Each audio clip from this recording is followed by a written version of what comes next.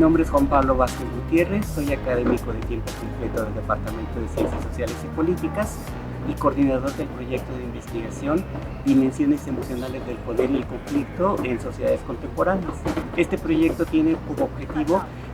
aprovechar y desarrollar la propuesta del giro afectivo para analizar procesos sociales y en particular procesos de orden político. Entender la dimensión de lo político en un sentido amplio y del poder también en múltiples niveles. De ahí que algunos de los productos de este proyecto de investigación tratan de abordar la dimensión de lo político y del poder, no solo en la dimensión de la acción estatal, sino también en la dimensión micro, a través de las expresiones en el cuerpo y a través de sus expresiones en las resistencias y los movimientos sociales.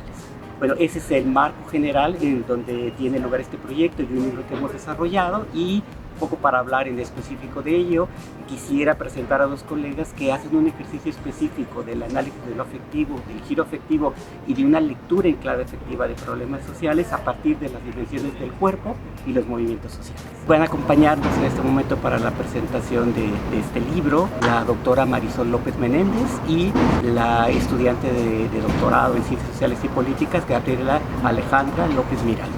Yo soy Marisol López Menéndez, soy académica de tiempo completo en el Departamento de Ciencias Sociales y Políticas de la Universidad Iberoamericana. Lo que yo trabajé en este caso específico fue la muerte de Lucio Cabañas como un fenómeno que ha generado una enorme cantidad de movilizaciones sociales en los últimos 30 años. Básicamente el chiste es lograr entender cómo la muerte de una persona en realidad se transforma en un fenómeno social cuando hay un grupo de seguidores que lo consideran digno de ser seguido, como fue el caso de Lucio, y cómo el arte, la poesía,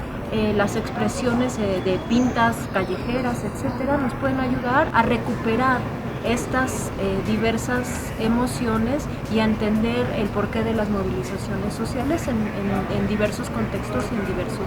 sitios. Está situado en la parte de poder y relaciones emocionales, y es un texto que, bueno, como les digo, recupera un montón trata de recuperar al menos muchos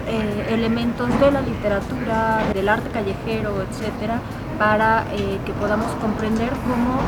el fenómeno de la muerte de una persona se transforma en memoria, se transforma en movilización y se transforma también en historia. Se usan varias herramientas, sobre todo desde el trabajo de archivo, que es más propio de la historia que de las ciencias sociales, como las entendemos acá. En este caso, básicamente utilicé archivo porque estábamos en pandemia, entonces no se podía uno mover mucho, pero sí hablé con algunas personas, sobre todo desde la perspectiva de quienes han hecho trabajo para recordar la memoria de Lucio, especialmente en Guerrero, que es en donde se ubica con más fuerza, pero también hice recorridos buscando pintas y este tipo de cosas para identificar en dónde estaba su memoria, además del archivo usual. Yo soy Gabriela Alejandra López Miranda, soy estudiante del doctorado en Ciencias Sociales y Políticas aquí en el Departamento de Ciencias Sociales de la Universidad Iberoamericana. Y bueno, yo hice un trabajo sobre prácticas emocionales de las mujeres indígenas de San Felipe del Progreso, y lo que intento hacer en esa reflexión es dar cuenta de que tanto las emociones como el cuerpo son resultado de procesos de socialización, ¿no? Que ahí, en la manera en que las mujeres indígenas mazahuas se disponen emocionalmente frente a episodios de violencia de género en sus comunidades, por ejemplo, es resultado de procesos de socialización, ¿no? Y la ruta teórico-metodológica que yo seguí fue, en principio, utilizar la perspectiva de Bourdieu, la teoría del hábitus, y la categoría de prácticas emocionales de Sher, ¿no? En la ruta metodológica yo procedí en dos momentos. La primera, intenté analizar elementos o rastrear elementos de ese proceso de socialización, de esa historia que las mujeres hacen cuerpo a través de los mitos mazahuas, por ejemplo, ¿no? Lo que yo analicé ahí es cómo se representan los entes femeninos en los mitos mazahuas, en las representaciones simbólicas, para en un segundo momento rastrear testimonios de las mujeres que han sido o que han experimentado violencia de género, y lo que yo intento dar cuenta con ese recorrido es que la forma en que las mujeres se disponen emocionalmente ante episodios de violencia tiene que ver con procesos de socialización. Por ejemplo, cómo se simboliza el cuerpo de las mujeres en los mitos, como algo maligno, negativo, oculto. Y eso tiene una relación con que las mujeres se disponen emocionalmente a partir de la vergüenza, de la culpa, del ocultamiento, frente a la violencia de género que experimentan en sus comunidades. Mi proyecto de tesis doctoral es un análisis sobre la educación superior intercultural y la reconfiguración del orden de género. Se vincula, también hago trabajo de campo desde hace algún tiempo ahí, en esa zona Mazahua de San Felipe del Progreso. La comunidad Mazahua abarca muchas zonas del Estado de México, pero la mayor densidad de población Mazahua se encuentra ahí en San Felipe del Progreso, además de que el primer proyecto de educación superior intercultural está ahí en San Felipe del Progreso, o sea, la primera universidad intercultural del Estado de México está ahí en esa zona. Pues el trabajo de tesis es sobre eso, cómo la educación superior intercultural reconfigura el orden de género en las comunidades mazahuas. Cuando decidí estudiar un posgrado, investigué como las líneas de investigación, los perfiles de algunos profesores y profesoras, y yo observé que aquí tenían una línea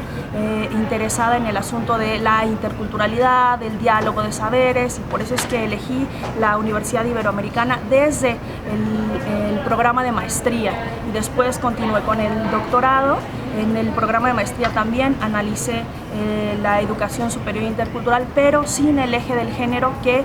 añadí en este proceso del doctorado. Esto forma parte de un libro que es un primer producto del proyecto de investigación, en el que cabe decir que además de quienes hemos hablado ahora, hay colegas también de la propia Universidad Iberoamericana y de la Universidad Autónoma Metropolitana en la unidad Coajimalpa y Azcapotzalco. El libro, el título, lo diré y ahora diré una última palabra sobre ello, se llama Emociones, Poder y Conflicto, y un largo subtítulo: Cuerpo, Género, Resistencia y Políticas de Estado. Y cada uno de esos términos lo que refleja son los diferentes niveles en que desde una perspectiva teórica pretendemos abordar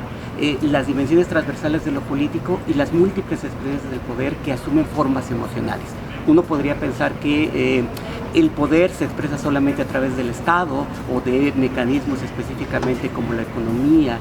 pero en este caso tratamos de hablar de cómo desde la pasión, desde las emociones, también se producen procesos de sumisión, control y violencia simbólica, que es de lo que trata de hablar este libro y que forman parte de nuestra vida cotidiana, y desde ahí pensamos que se puede ver la relevancia, la vigencia y el contenido concreto de una investigación como esta.